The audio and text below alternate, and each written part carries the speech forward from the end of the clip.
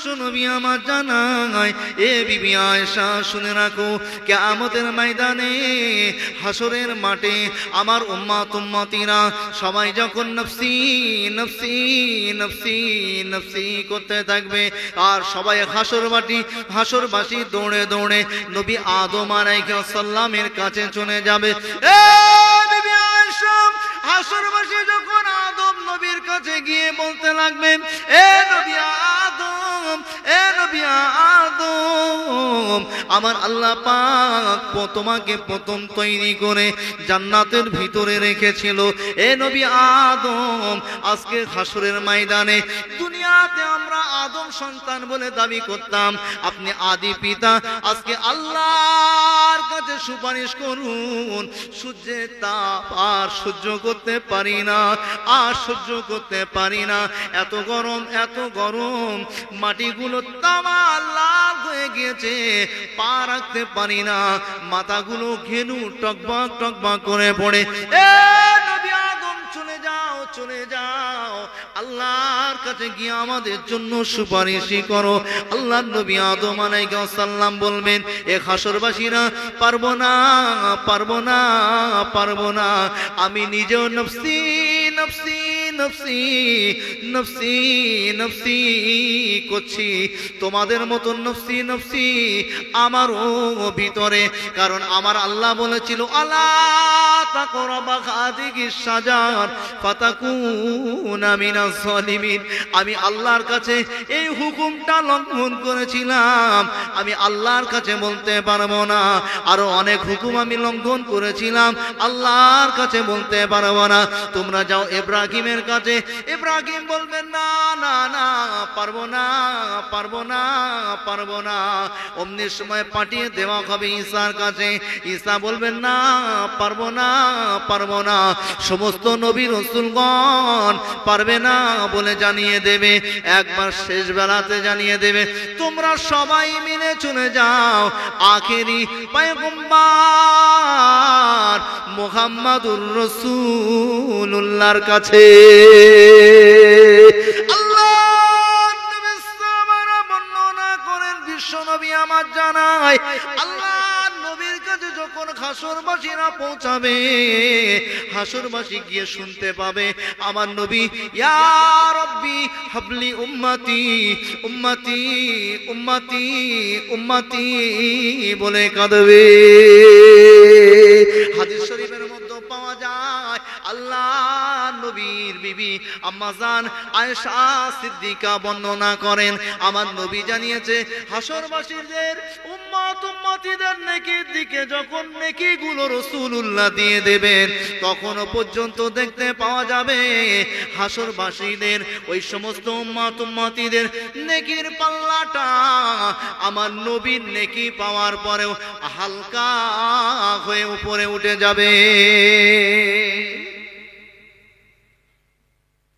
আমাদের নেকির পাল্লা যখন নেকি হালকা হয়ে উপরে উঠে যাবে, যেটা তো ভারী হয় সেটা নিচে নামে নাকি, পাল্লা যেটা ভারী হয় সেটা নিচে, তাহলে গোনার দিকটা ভারী নিচে, আমার নবী চাপিয়ে দেবে তার নিজের জীবনের কিছু আমল। আল্লাহ, মুহাম্মদ, আমার নামাজের প্রয়োজন নাই, আমার রোজার প্রয়োজন নাই, আমার হজের প্রয়োজন নাই, আমার যাকাতের প্রয়োজন, আমার দান খায়রাতের প্রয়োজন নাই, আমার কিছুর প্রয়োজন নাই, আমার তওবার প্রয়োজন নাই, আপনি আমার উম্মতকে বাঁচান। জোরে বলবেন না সুবহানাল্লাহ। আল্লাহ, আপনি আমার উম্মতকে বাঁচান। নবী জীবনের আমলগুলো এই উম্মতদের নেকির দিকে দিয়ে দেবে। রাসূল বলছে, আয়েশা, আমি তখনও পর্যন্ত খুশি হব না, আমি রাসূল আবার দেখতে পাবো আমার গুনাহগার উম্মত উম্মতিদের নেকির দিকটা হালকা হয়ে গিয়েছে, নেকির দিকটা হালকা হয়ে গিয়েছে। আয়েশা, আমি তখন সহ্য না করতে পেরে আমি কি করব, আমি আমার নিজের এই শরীরের একটা ওয়েট আছে, ওজন আছে, আমি ওই নেকির দিকের পাল্লাটা ধরে ঝুলে পড়ে যাব, এই পাল্লাটা ধরে ঝুলে পড়ে যাব। ফেরেশতারা আমাকে সরিয়ে দেবে, হটো হটো এখান থেকে যাও। ওই হাসরের ময়দানে আদম পারবে না আমার আল্লাহর কাছে সুপারিশ করতে, ঈসা পর্যন্ত কোন নবী কোন রাসূল পারবে না আমার আল্লাহর কাছে সুপারিশ করতে। বিবি আয়েশা সেই দিনেতে আমি নবী আমার জীবনের আমলগুলো যখন দিয়ে দেব, না না যখন আবারও হালকা হয়ে যাবে, আমি শরীরটা একবার চাপিয়ে দেব, ফেরেশতারা সরিয়ে দেবে, আর অমনি সময় আমি দৌড়ে দৌড়ে দৌড়ে দৌড়ে ইমাম হাসান ইমাম হুসাইনকে খোঁজাখুঁজি করতে লাগবো।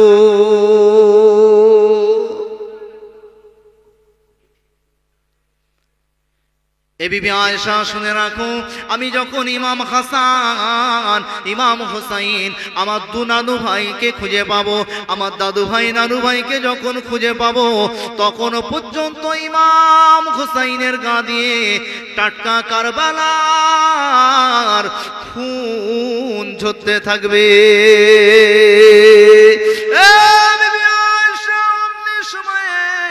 আমি আমার দুই বাচ্চাকে আমার নানু ভাইকে নিয়ে, আমি আমার দুই সন্তানের মতো নানু ভাইকে নিয়ে দৌড়ে দৌড়ে দৌড়ে দৌড়ে আল্লাহ পাকের আরশের দিকে দৌড়াবো। আল্লাহ পাকের আরশে আজিমের কাছে গিয়ে আমি আল্লাহ পাকের আরশে আজিমের কাছে গিয়ে বিসমিল্লাহ আল্লাহু আকবার বলে সিজদায় পড়ে যাব। সেই সিজদাতে গিয়ে আমি আমার জন্য কাঁদবো না, কাঁদবো না, আমার বিবির জন্য কাঁদবো না, আমার বাপের জন্য কাঁদবো না, আমার মায়ের জন্য কাঁদবো না। বিবি আয়েশা সেই দিনেতে হাসরবাসী সবার সম্মুখে আরশে পাকের কাছে গিয়ে সিজদাতে গিয়ে একটাই কথা আমার মুখ দিয়ে, ইয়া রব্বি হাবলি উম্মতি উম্মতি উম্মতি উম্মতি। আল্লাহর নবী জানায় অমনি সময়ে আমার আল্লাহ জানিয়ে দেবে, এই ফেরেশতারা চলে যাও চলে যাও চলে যাও, আমার হাবিবকে মাথা তুলতে বলো। আল্লাহ পাক ঘোষণা দিয়ে দিবে, ইয়া মুহাম্মদ এরপর এ আমার হাবিবে প্যারা মাথা তোলো মাথা তোলো মাথা তোলো।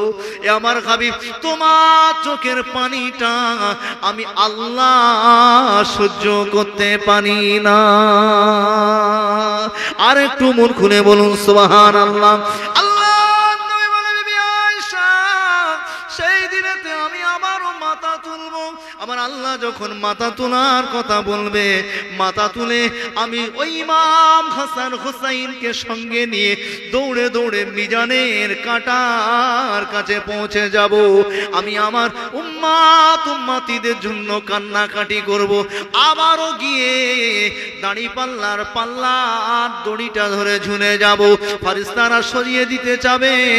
আমার আল্লাহ হুকুম করবে, এই আমার ফেরেশতারা না না না, তোমরা আমার হাবিবকে কাঁদিও না কাঁদিও না কাঁদিও না, তোমরা আজকে যাকে সরিয়ে দাও তার জন্যই তো আমি আল্লাহ এই কুল কায়নাতকে বানিয়েছিলাম।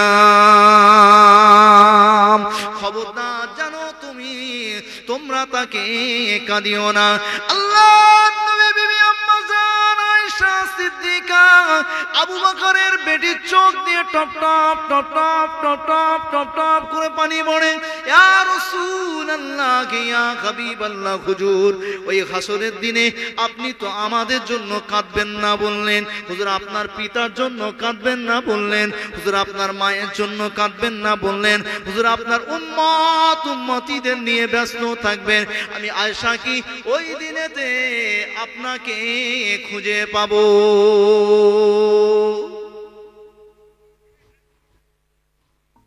ওই দিনে কি আমি আপনাকে খুঁজে পাবো? আম্মা জান আয়েশাকে লক্ষ্য করে বলেছিল, আয়েশা তুমি আমাকে প্রথমে খুঁজো ওই মিজানের কাঁটার কাছে, যে কাঁটার বর্ণনা এতক্ষণ দিয়েছি ওই কাঁটার কাছে খুঁজো, আমি রাসূলুল্লাহ ওখানে থাকবো। ছোটে বলবেন না?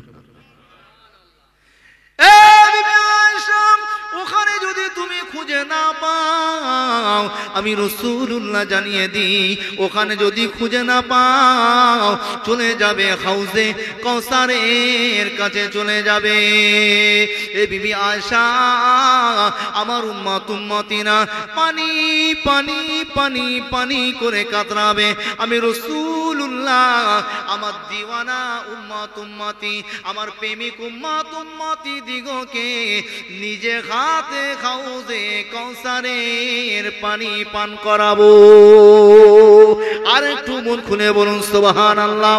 ও সোনামানিকেরা, তবে আমি বক্তব্য দিচ্ছিলাম, দরুদ আসতে পড়ছিলেন, তাই আজকে আমার নবী যারা বলছে দিওয়ানা পাগল উম্মতি হবে, তাদের জন্য আমি নবী নিজে হাতে হাউজে কাউসার খাওয়াবো। আমার আল্লাহ পাক হাউজে কাউসারটা আদম থেকে ঈসা পর্যন্ত কোন নবী রাসূলকে দেবে না। এ বিবি আয়েশা, ওখানে যদি না পাও চলে যাবে পুলসিরাতের পথের কাছে, যেটা চুলের থেকে সরু, হিরে থেকে ধার, ঢালে উঠতে হবে 500 বছর, আর মিডিলে যেতে হবে 500 বছর, নিচে নামতে হবে 500 বছর, 1500 বছর পথ। ওই পথটাকে আমি আমার উম্মতিদের জন্য দাঁড়িয়ে থাকবো। যারা আমার প্রেমিক হবে, আমার দিওয়ানা হবে, তারা আমার মুখটা দেখতে পেয়ে যাবে, আর চিনে গিয়ে অমনি সময় পড়তে লাগবে লা ইলাহা ইল্লাল্লাহ মুহাম্মাদুর রাসূলুল্লাহ। ওখানে দাঁড়িয়ে থাকবো, আমার উম্মতিরা ওই 1500 বছরের পথটা একেবারে দ্রুত যেন সেকেন্ডে পার হয়ে যাবে। কিন্তু যারা আমি রাসূলের দুশমন হবে, তারা পথ পার হতে যাবে, স্লিপ করবে, পড়ে যাবে, নিচেই আমার আল্লাহর জাহান্নাম থাকবে।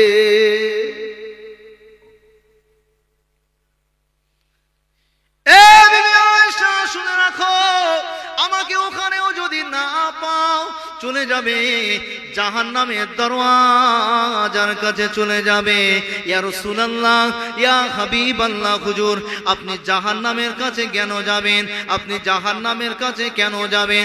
আল্লাহ নবী বললেন, বিবি আয়েশা, আমার একদল উম্মতি তারা জাহান্নামী হয়ে যাবে, আমি রাসূলুল্লাহ আল্লাহর কাছে সুপারিশ করে নিজে গিয়ে সঙ্গে করে নিয়ে এসে আল্লাহ দয়া জান্নাতে প্রবেশ করব। আমি রাসূলুল্লাহ জানিয়ে দিলাম, আমি হাবিবুল্লাহ জানিয়ে দিলাম, শুনে রেখে দাও, আমার উম্মতিদের মধ্যে কেউ একজন যদিও বাকি থাকে, তথাপিও অন্য কোন নবী রাসূল জান্নাতে যাবে না।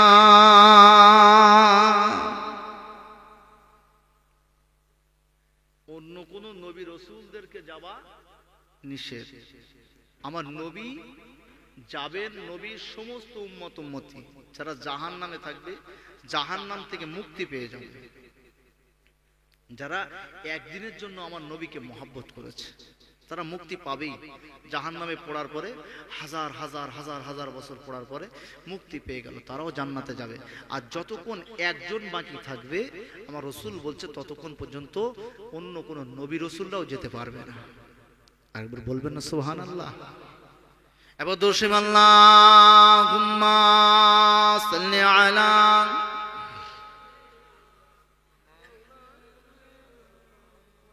ওয়ালা আলি সাইয়্যিদিনা। দেখো কেমন ঈমান এনেছে আমার নবীর সাহাবারা, ও সে যুগের সাহাবারা। জোরে হবে না? দেখো কেমন ঈমান এনেছে আমার নবীর সাহাবারা, ও সে যুগের সাহাবারা। হযরত বেলাল আনিল ঈমান, হযরত বেলাল আনিল ঈমান, কত কষ্ট করে মরুভূমির ওই গরম বালুতে তাজা রক্ত ঝরে, তাজা রক্ত ঝরে। তবুও বেলাল, তবুও বেলাল ছাড়েনি ঈমান, তবুও বেলাল ছাড়েনি ঈমান। পড়ে লা ইলাহা ইল্লাল্লাহ, দেখো কেমন ঈমান এনেছে আমার নবীর সাহাবারা, ও সে যুগের সাহাবারা। হযরত খাব্বাব আনিল ঈমান, হযরত খাব্বাব আনিল ঈমান, কত কষ্ট করে আগুনের আঙারার উপর তাজা মাংস ঝরে, তাজা মাংস ঝরে। তবুও খাব্বাব ছাড়েনি ঈমান, তবুও খাব্বাব ছাড়েনি ঈমান। পড়ে লা ইলাহা ইল্লাল্লাহ, দেখো কেমন ঈমান এনেছে আমার নবীর সাহাবারা, ও সে যুগের সাহাবারা। হযরত হানজালা আনিল ঈমান, হযরত হানজালা আনিল ঈমান, কত কষ্ট করে নতুন বিবাহ করে তিনি ছিলেন বাসর ঘরে, ছিলেন বাসর ঘরে। যুদ্ধের দামামা উঠিল বাজিয়া, যুদ্ধের দামামা উঠিল বাজিয়া, কুলর হলো না বাসর করা, দেখো কেমন ঈমান এনেছে আমার নবীর সাহাবারা, ও সে যুগের সাহাবারা। আল্লাহুম্মা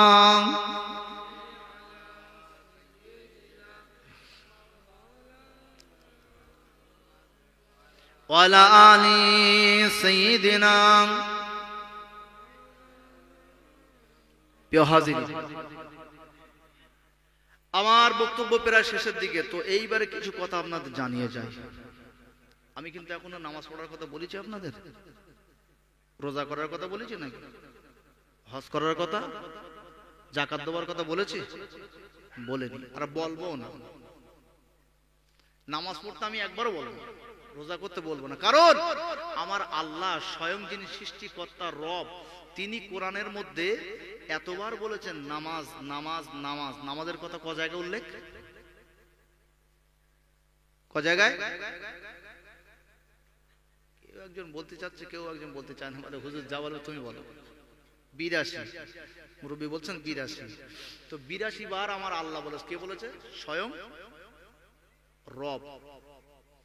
সামান্য একটু খোঁড়া হলে সেই আল্লাহকে ডাকি আমরা, কি সেই রব বলেছে 82 বার। যে বান্দা যে বান্দি মেনে নিল না, আমার নবী জীবদ্দশায় সারা জীবন উম্মতি উম্মতি করে কাঁদলো, তারপরেও যে উম্মত যে উম্মতি এখনো পর্যন্ত আমার নবীর কথা মেনে নামাজ পড়লো না, আমি দু পাতা পড়া মলি সাহেব বলবো নামাজ পড়ো, নামাজি হয়ে যাবে, এটা জীবনে আমার ব্রেনে জায়গা দেয়। আল্লাহর কথা, নবীর কথা যারা মানলো না, আমি রুহুল আমিন 2 ঘন্টা কি 1.5 ঘন্টা কি 1 ঘন্টা কি 4 ঘন্টা বোঝাবো, আর এরা নামাজি হয়ে যাবে, এটা আমি জীবনে ব্রেনটা জায়গা দেব। ঠিক বললাম না ভুল? তবে দুটো একটা কথা শোনাই, নামাজ পড়লে কতটা লাভ আছে। এখন সময় এমন একটা জায়গায় পৌঁছেছে, আমাদের সব সময়ের জন্য কি তৈরি থাকতে হবে। সবল না মানলেও ফোঁস শব্দটা রাখতে হবে। হেলতে হেলতে হেলতে হেলতে আমরা দেয়ালে ঠেকে গিয়েছি। কিন্তু আমার জীবনে একটা বই পড়েছি, ছোট্ট বই, বইটার নাম হলো, আপনারা বাজারে পাওয়া যায়, পড়বেন, কোনো মানে লাইব্রেরিতে খোঁজ করবেন, দেখবেন পাওয়া যাবে। বইটার নাম হলো গল্প পড়ি জীবন গড়ি। গল্প পড়ি জীবন গড়ি, বইটা কোনো হেদবেদ লোকের লেখা না, একজন আল্লাহর মাহবুব বান্দার লেখা। ওই বইটার মধ্যে লেখা হয়েছে যে কোনো এক সময় একটা বান আসে, মানে বর্ষা তুফান চলে, ওই তুফানের সময়ে কোন একটা ময়েল সাপ এসে ওই মাঠে জমে যায়, তো মাঠে জমে যাওয়ার পরে ওই গ্রামের যত মানে কি গরু ছাগল হাঁস মুরগি মানুষ যাই যায় সমস্ত কিছু খেয়ে ফেল দেয়, সমস্ত কিছু খেয়ে নেয়। ও তো বিশাল পেট, বিশাল আকার, ময়েল সাপ বিশাল আকার। তো যখন খেয়ে ফেলে দেয় তা গ্রামবাসী মানুষ ওইদিকে আর গরু ছাগল টোটাল পাঠায় না।